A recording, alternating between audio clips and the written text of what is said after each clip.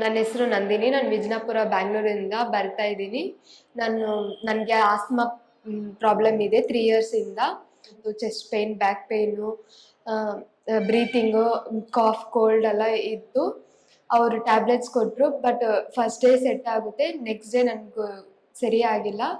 ಆಮೇಲೆ ಅಲ್ಲಿ ಬಂದು ಸ್ಕ್ಯಾನಿಂಗು ಎಲ್ಲ ಮಾಡಿದ್ದೀವಿ, ಬಟ್ ನನಗೆ ಸೆಟ್ ಆಗಿಲ್ಲ.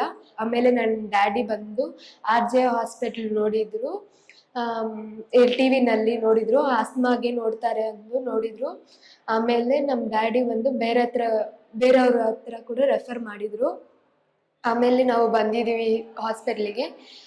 ಡಾಕ್ಟರ್ ಹತ್ರ ಹೋಗಿದ್ದೀವಿ. ಅವರು 6 ಮಂತ್ ಟ್ಯಾಬ್ಲೆಟ್ಸ್ ಕೊಟ್ಟಿದ್ರು.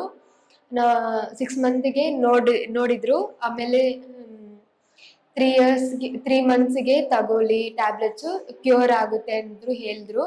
ನನಗೆ 3 ಇಯರ್ಸಿಂದ ಇತ್ತು ಆಸ್ಮಾ ಪ್ರಾಬ್ಲಮ್ಮು. ಇವಾಗ 3 ಮಂತ್ಸಲ್ಲಿ ರಿಕ್ವೈರಿ ಇದೆ. ಚೆನ್ನಾಗಿದ್ದೀನಿ. ಇವಾಗ ನನಗೆ ಬ್ಯಾಕ್ ಪೇನು ಏನು ಇಲ್ಲ, ಕಾಫ್ ಕೋಲ್ಡ್ ಏನು ಇಲ್ಲ, ಚೆನ್ನಾಗಿದ್ದೀನಿ. RJ ಹಾಸ್ಪಿಟಲ್ಗೆ ಧನ್ಯವಾದ.